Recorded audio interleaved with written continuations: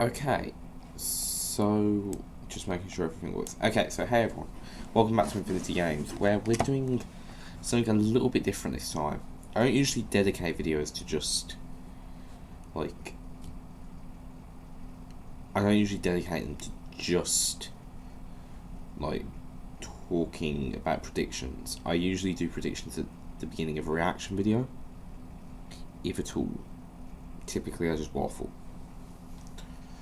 But this week's a very important week in the history of Doctor Who. Now, people know that I consider the show very, very valuable in my heart. And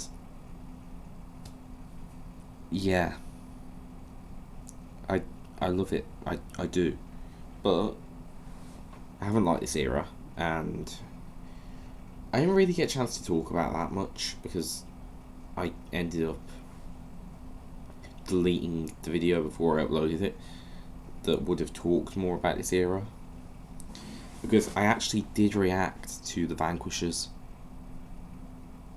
but I didn't think it would survive, so I just kind of got rid of it because it was a very, very long video in which I kind of looked incredibly pissed off throughout it, so I chose not to upload that. I chose to stray away from that amount of negativity. But then I played the Doctor Who game that came out not so long ago, which was a remake of a VR game for a regular PC. Let me just see if I can find it.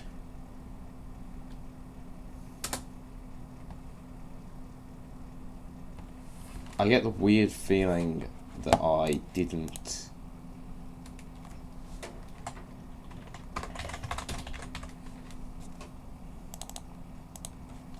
Okay, so I did a little skit, which was really just putting music over an image of my reaction to the return of RTD in 2021. Earlier in 2021, I'd done me playing the Weeping Angel found phone game, and then before that I had played the first episode of the Doctor Who Adventure Games, and that was great. You know, those were all great. I thought I'd done a video of me playing the thingy game, the Edge of Time, I think we called it, Edge of Reality. It was one or the other. Edge of Reality, which I picked up on the day it released and regretted immediately because it was shit. And bear in mind, when I played it, it was utterly broken on top of all that.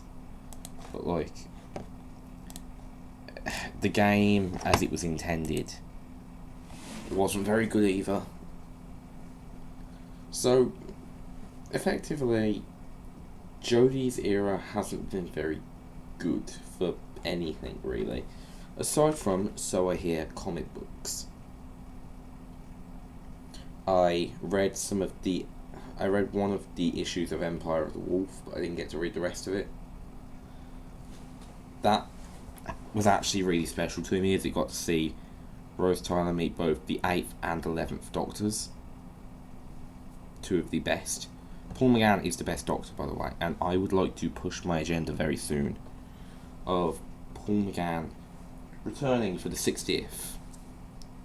But there's plenty of time for that. I will be full force on Doctor Who content next year, I can tell you that now. And this will probably age very, very poorly. So, a lot's happened. It's been quite interesting, actually.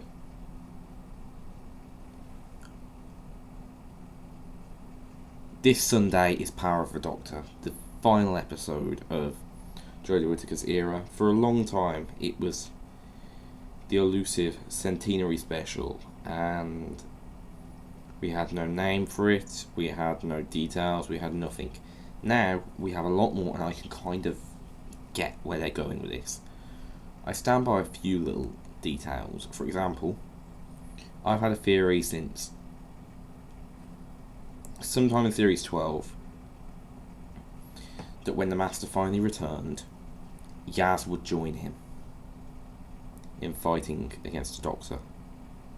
This was before Phasmin was actually confirmed, and I was always a firm believer that Phasmin was a really, really stupid theory that was basically clowning on yourselves a little bit, but like, I was never against it happening as such, but like, I didn't believe it would.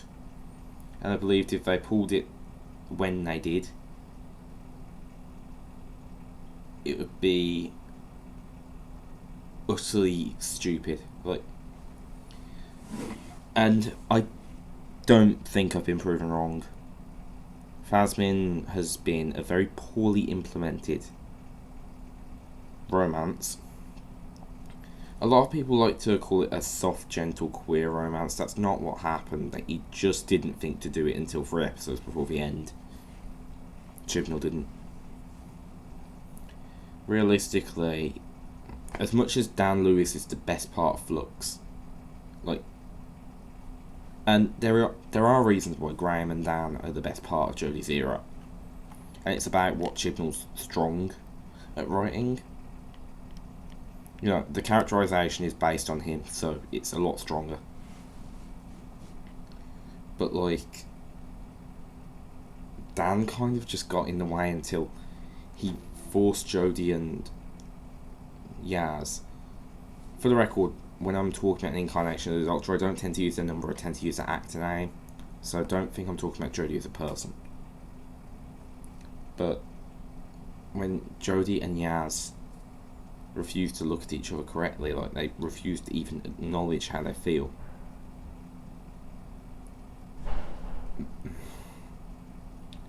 when that happens, Dan tells them to get their shit together, and I think that's a very important thing. Like, you know, it fixed things quite quickly, like, but it was too late by then. My point is, they shouldn't have done a romance in the last 3 episodes of an era, especially not their first Doctor Companion queer romance, because now inevitably there will be cries of queer baiting, and it's not a good idea. It's really not. Like, I'd have ignored the cries at this point, because there is no way it's going to be good. Yaz leaving without a crush on the Doctor would have made sense, but the thing is, the only plotline you can do now that would actually make sense would be for Yaz to feel like the Doctor has kind of ignored her throughout her time being on board the TARDIS, but then you're playing into the whole, like, this is your first major queer romance, and you're making it a negative thing, because yeah. Whereas the thing is, like, Tenrose didn't end positively until it did. It's the thing, and they introduced that romance very, very early on into. At the very least, they introduced it into David Tennant's series pretty quickly. But like,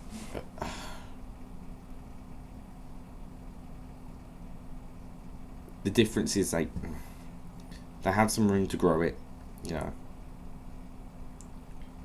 And Rose's final, she only admitted to actually loving him on her last chance. You know, it was supposed to be tragic, and that was kind of,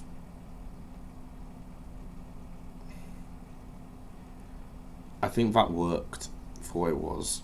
The only Doctor Companion romance that has ever really worked out, and that is by design, is the Doctor and River, and even that technically ends in tragedy. It both starts and ends in tragedy, because the first time a Doctor meets River is her last time ever seeing him, because she dies after that, and you know, the last time the Doctor sees her, in theory, it's kind of complicated. I don't think they're going to hold up to that. I think they'll find a way around it. I hope they'll find a way around it, because I'm gutted we never got to see Jodie meet River, because that would have been everything to me. But here's the thing.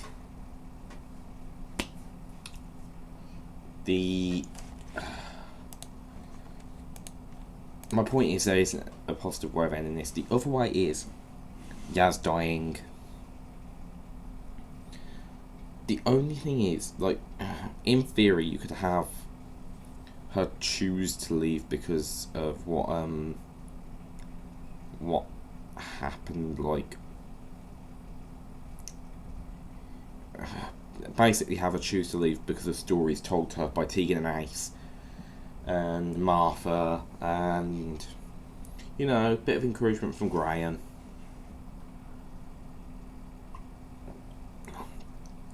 And, you know, have that be why she leaves. I don't think that will happen. In fact, I'm not even 100% sure that they'll do things the logical way. Like, I'm not even 100% sure that there'll be that many companions in this special. I hope there would be. I hope we'd get Chudderton, Ian. But it's unlikely. I got to admit, it really is. I'd love to see him one more time too, but that's the state of play, really. So, yeah. Interestingly, this isn't just me talking in a small box on a black screen. I actually did have things I wanted to talk about. So,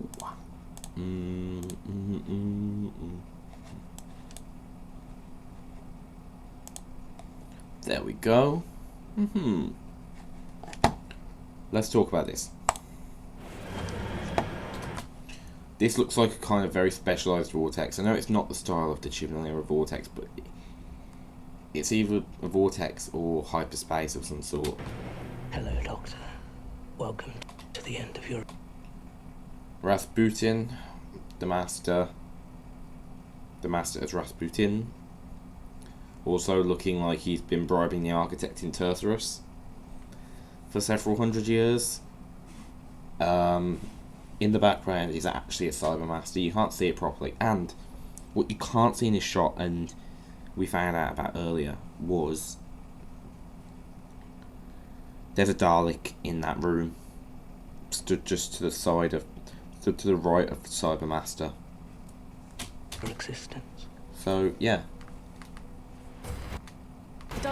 this is still the Vortex style, but I think they can do a bit, like, I think they can do it as like a dodgy travel thing, because I think the bullet train travels through time. I have my reasons for thinking that.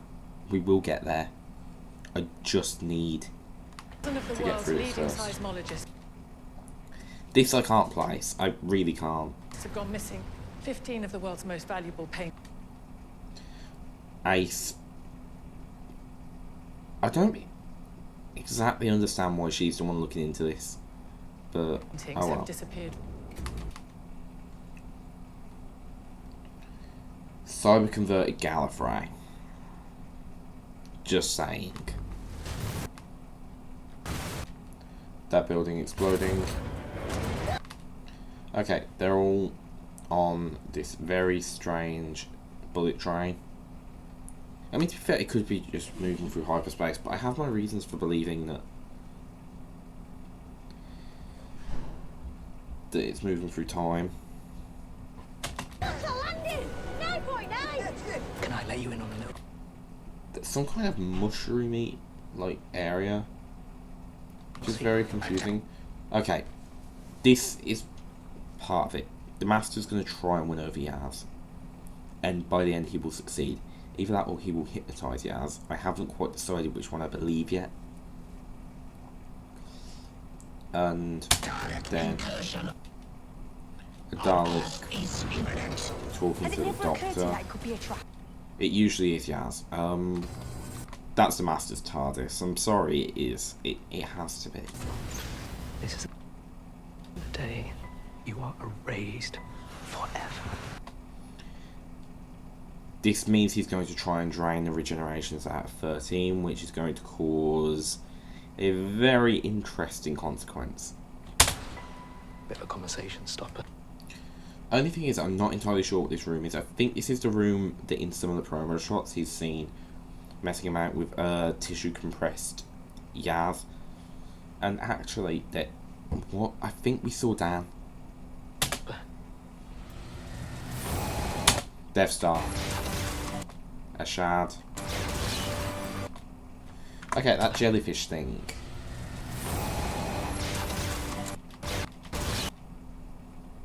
That jellyfish thing is basically another lazy thing.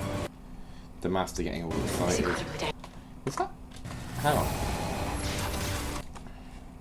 I have to slow this down. Some of this is the first time I'm going to see it.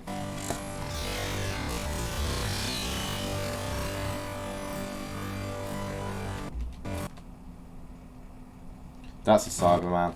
What a Cybermaster. Which, by the way, it's not just a random legion of Cybermen on the bullet train. It is the Master's Cyber Legion.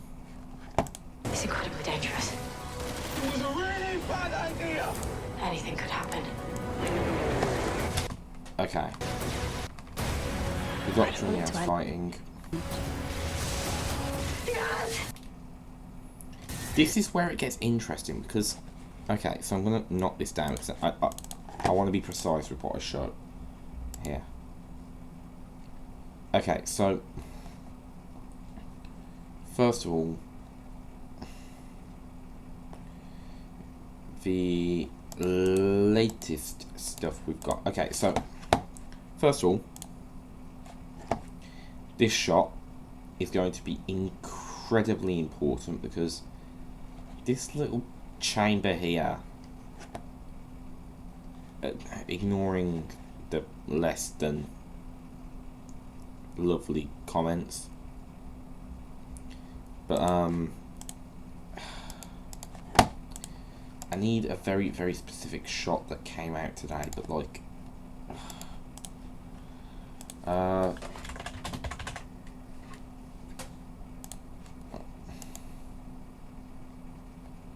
okay,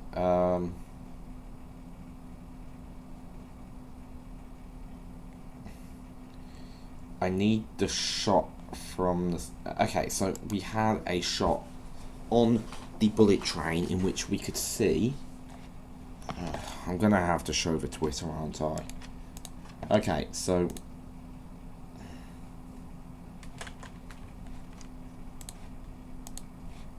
Yeah.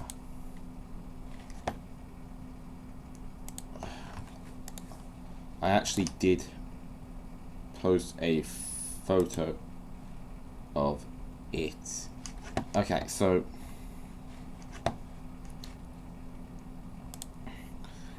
here we go. So you can see that this Cyberman, first of all, that little cockpit over there, Vinda is seen piloting this at some point. And then you've got all these little Gallifreyan symbols which marks it as, although it's not necessarily a Cyber Master, it is one of the Master's Cyber Legion. But yeah, train moves through time. Very important, very, very important. Okay, I didn't mean to click the pause button, I meant to knock off the window capture. Okay, so yeah, as you can imagine, bit of an interesting situation there. I don't know if I actually commented on any of the other... Okay, yeah, I did. Brilliant. Okay, so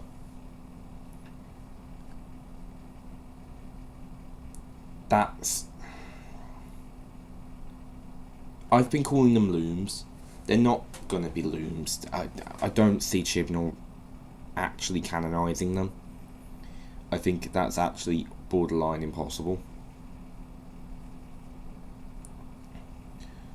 So, the spacesuit implies that this is on the bullet train, as does the little, like, effects on the outside. So I think that the Cybermen, the Master Cyber Legion, were transporting the loom that they retrieved from Division, which is why Vinder knows how to pilot one of these things, because this actual bullet train was stolen from the Division. I think that this is going to be the opening sequence of the episode, and Dan is going to nearly die, which is a very common theory. Everyone thinks that Dan is going to be put in danger. And then he's going to go and meet with Ardai, and he's gonna meet Graham, who basically informs him there's a companion support group. All these people have seen these wonderful things. They're going to all find out about what's going on. That will put Dan back in the plot for a bit on the Earth side of things. Ace and Tegan will help out with that side. The Doctor and Yaz will be focusing on the Master's side. Until Yaz finally decides to betray the Doctor. Which leads to her being put in the loom. Now, let's talk about looms. First of all, quite interesting that a Cyberman is outside of the looms. Second of all, okay, yeah. Basically, looms were used to create new Time Lords. So, this will be the inverse of a loom, which is why it looks so similar. And it will drain the regeneration energy from a Time Lord. Now, the list of actors that I think are going to be very important for you to pay attention to right now are Peter Davison, Colin Baker, Sylvester McCoy, Paul McGann. Please. Paul McGann. Please. It's all I'm asking for, Chibnall. I'll sing your praises if you do it.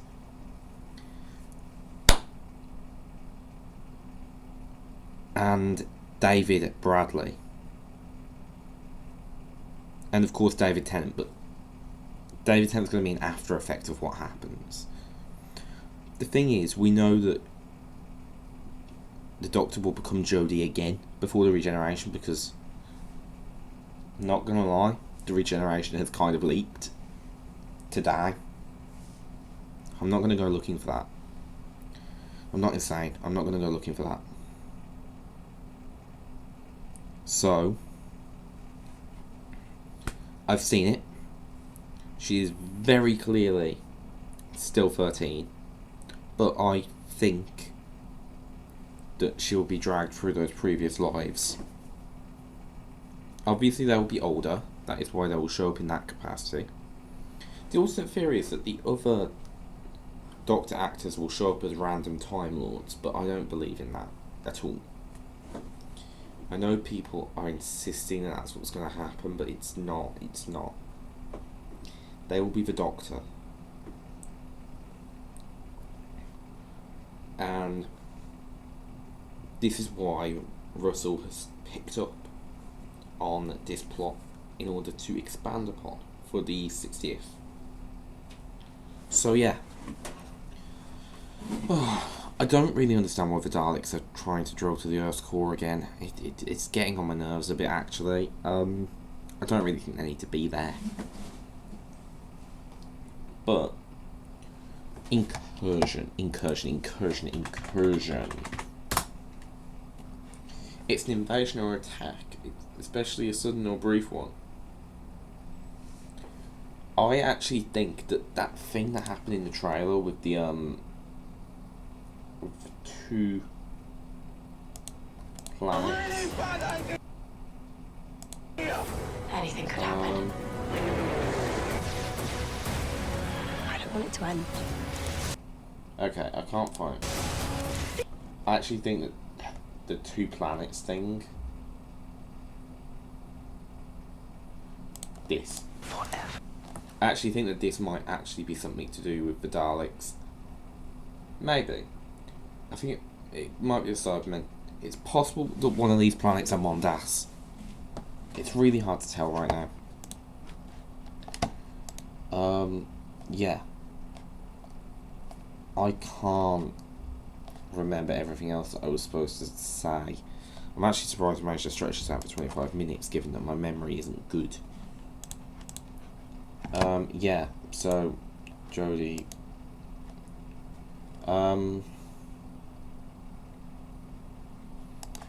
For the record, this is the episode I hated most for a while out of Flux.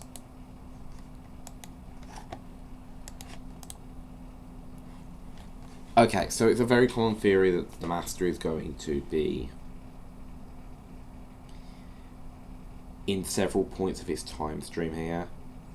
I can totally understand why people would think that he comes from before revealing himself as revealing himself as the Spy Master in Spyfall. I'm really not sure what Yaz is looking so miserable at. Pretty sure she's just looking at Dan here. And Ashad showing up. Okay, so Ashad seems to be looking identical. This does give credence to the idea that the Master can kind of decompress them after compressing them, which I don't know. I don't know how I feel about that.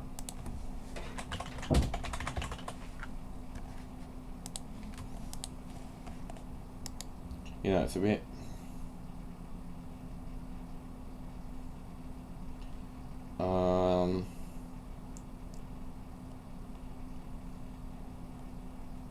Okay.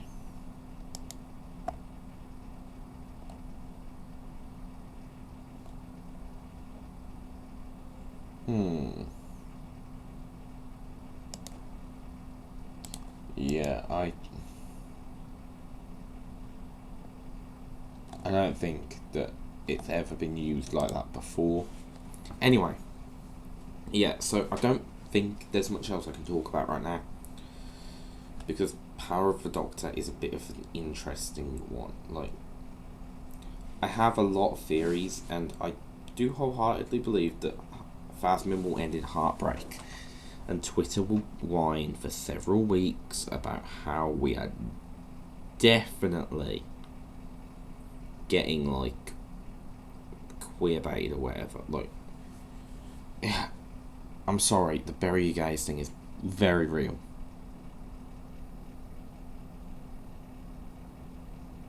It's probably the fate of your favourite ship. So yeah, if you enjoyed this video, give me a like, give me a subscribe, give me a... Yeah, no, I'm not saying that. I'm sorry I seem so dead. It's been a long few days for me. I have been back home. Home. It's wonderful living near all these Doctor Who filming locations, but... yeah. Gotta sleep sometime. And I've gotta go back to see people occasionally. So, have a nice night, everyone. I will see you all soon.